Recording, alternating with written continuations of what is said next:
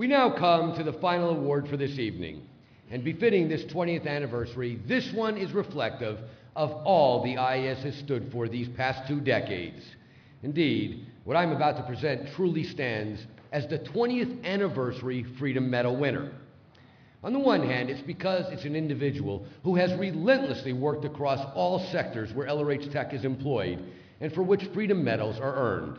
Religious freedom, overcoming governmental oppression, bringing an end to psychiatric abuses, injecting LRH Tech into society, and disseminating Scientology itself.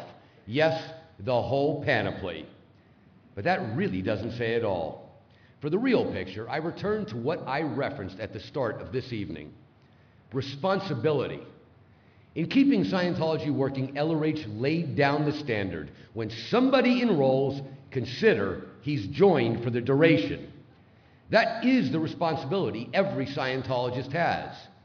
We all know it, and while it may sometimes be hard to confront, the fact remains it is our responsibility to be Scientologists, no matter where we live or work, no matter our resources or excuses.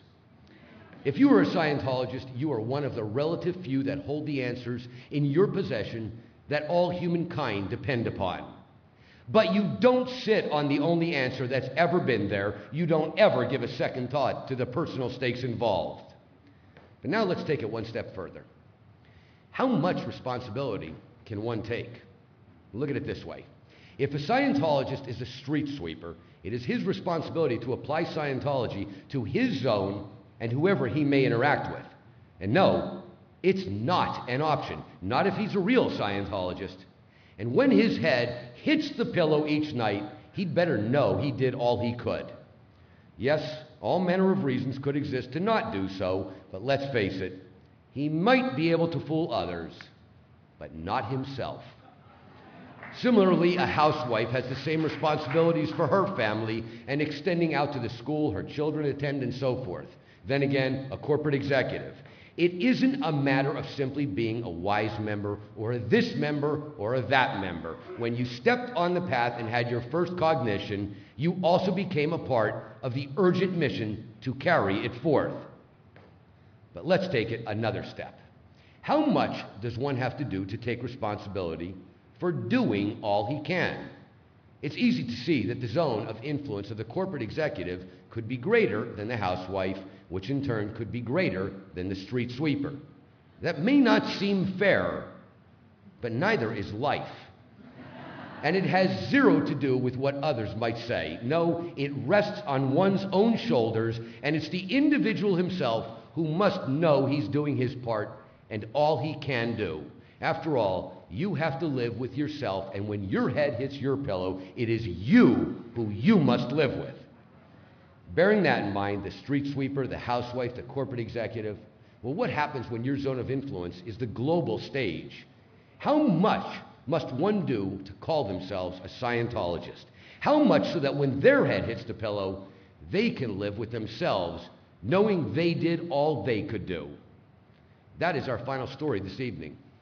It's a story that affects every Scientologist, for all of us are the beneficiaries of what he presents.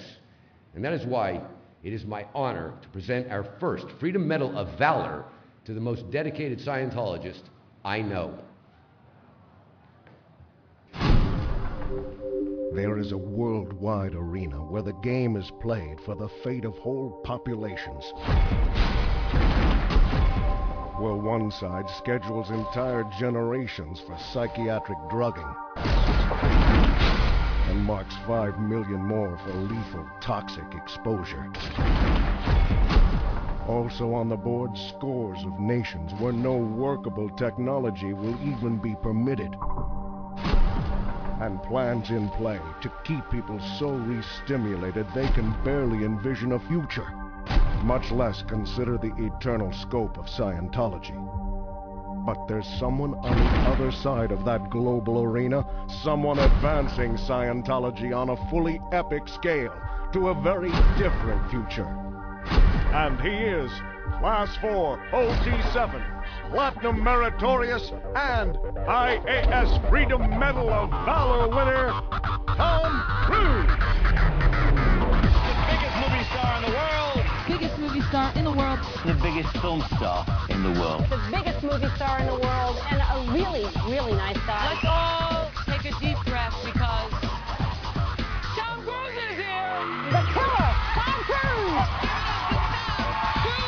The man, the legend, Tom Cruise!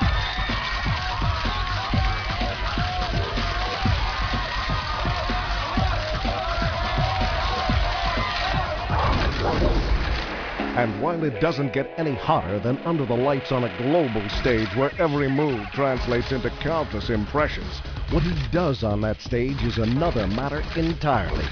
For with that kind of influence also comes an individual responsibility, experienced by only the rare few in history. And for those who own up to it, well, that's the story of Tom Cruise, Scientologist.